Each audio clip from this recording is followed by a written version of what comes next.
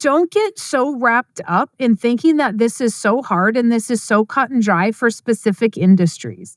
It is not.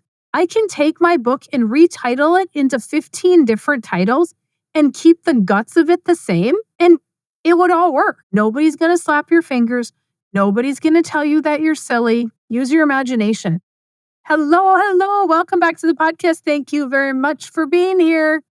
All right, if you guys have not shared these yet, I would appreciate it if you would. Today, we are going to talk about imagination. And if you read Becoming Your Own Banker, if you do not read it, I ask you this all the time. I sound like a broken record. But if you don't read this little black book, in addition to my little black book, that's funny, I didn't realize they were both black. If you do not read Nelson's book in addition to this book, what you doing? This book is the holy financial Bible. Okay, Nelson talks about imagination. The fact that this concept takes imagination, reason, and logic and prophecy.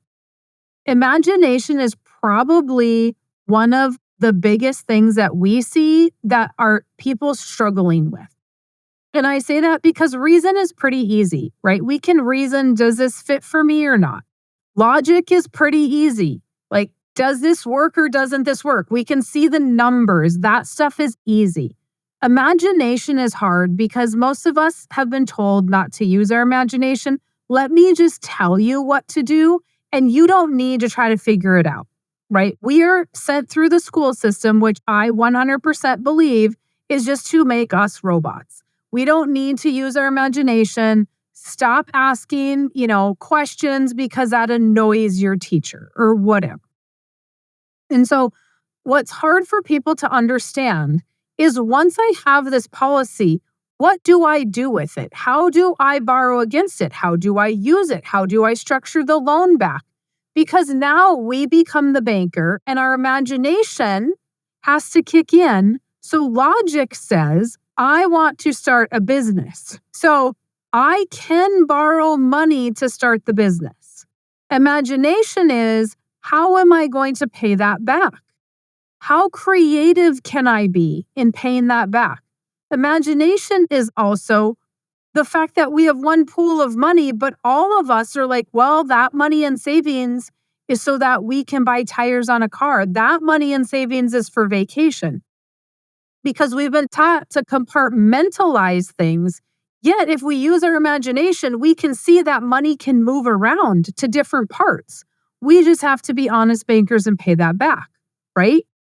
And so, what do we use the cash value for? How do we get that paid back? That's a really long time for me to just get into the point here. So, use your imagination. If we have cash value and I want to start a business, can I borrow against that cash value to buy tools for a business, to start a business? Yep. Can I borrow against that cash value so that I can do some marketing for my business? Yep. Can I borrow against that cash value so I could buy a truck for my business? Yep. Can I borrow against that cash value to put braces on the kids? Yep. You can borrow against that cash value for anything. But how are you going to pay it back?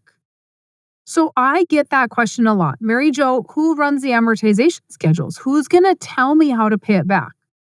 Well, you get to use your imagination on how you want to pay that back. So if you borrow cash value because you're starting your business and you bought a vehicle and now you want to pay yourself back for that vehicle, well, I would say, logically, right, the bank is going to tell me that I can pay it for 5 or 6 years. The bank is going to say my interest rate is 6%. So I could say, you know what, I'm going to have that vehicle more than 6 years. I'm going to have that vehicle, I'll probably keep it 10 or 15, but I can be creative. And I can say, I'm just going to pay interest only for the first year or two, unless I have extra money, because I'm just starting my business. Cash flow might be a problem. And so I'm just not going to be able to make that payment right away. So I'm going to make an interest only payment back to the life insurance policy. And then once I start to cash flow the business, or if I have cash flow early, I will then start to pay back early because I own that loan. I can do whatever I want with it. If I am going to buy tools for the business, let's say that I'm going to start a screen printing business for t-shirts. Well, I've got equipment to buy, I have t-shirts to buy, I have lots of overhead. And so I don't know when those t-shirts are going to sell. I know that I'm going to have this overhead and it could be slow going, right? Because everybody and their dog can make a t-shirt nowadays. So I know that this could be some slow going stuff. I know I'm going to have to market a lot and I know I'm going to always have inventory. And so maybe again, I'm going to borrow that cash value and I'm going to pay interest only on it. Maybe I'll pay it back as I can. It really just depends where you're at and what you're doing. And so you are not any more special than the next guy needing cash value. So you're special because you are who you are. Okay, you're special. But you are not special in how you need to use cash value.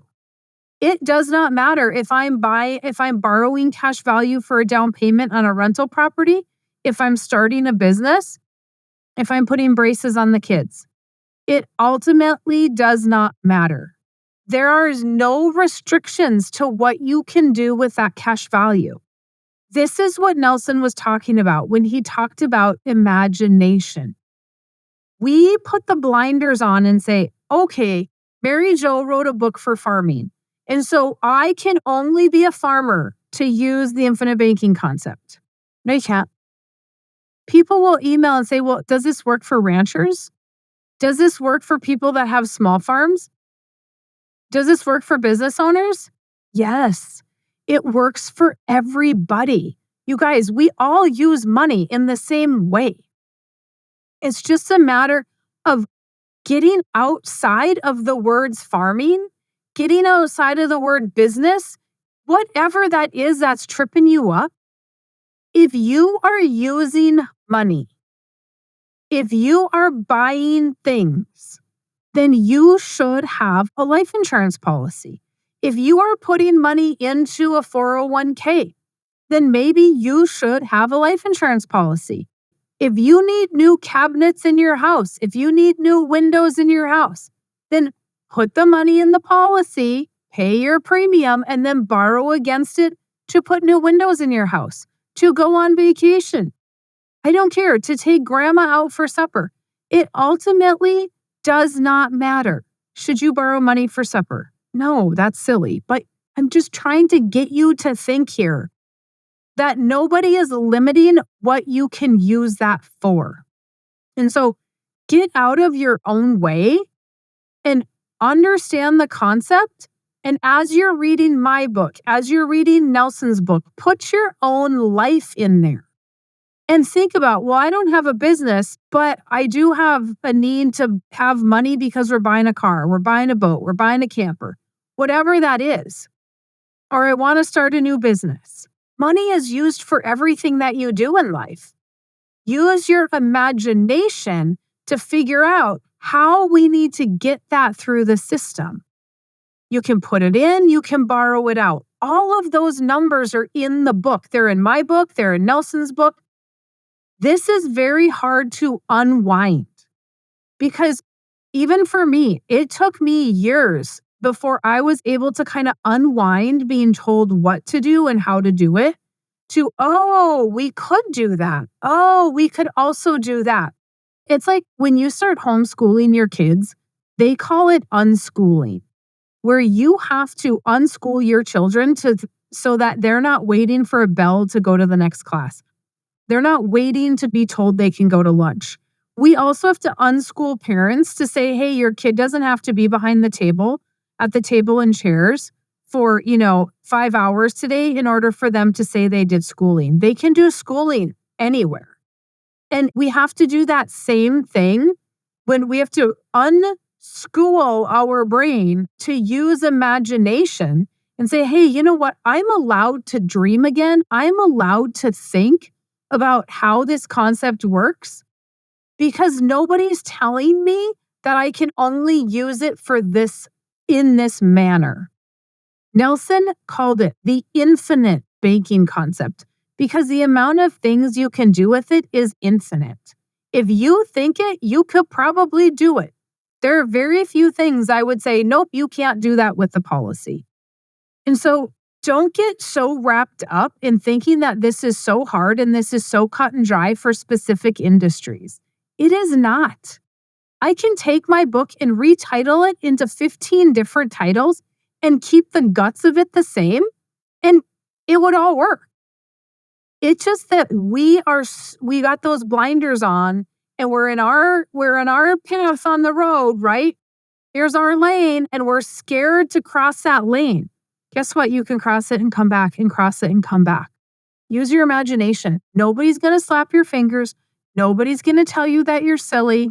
It all works. Okay.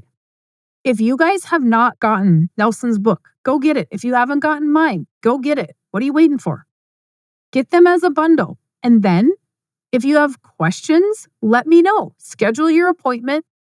Let's get you in. It's an hour and a half appointment. I'm not going to try to sell you crap, but I am going to try to help you use your imagination on how you can try to understand the concept. If a policy works for you, great. We can go down that avenue. If it doesn't work for you, fantastic. I made a new friend. That is how I look at it. If you need me, you know where I'm at. MaryJo at withoutthebank.com. Otherwise, you have a fantastic rest of your day.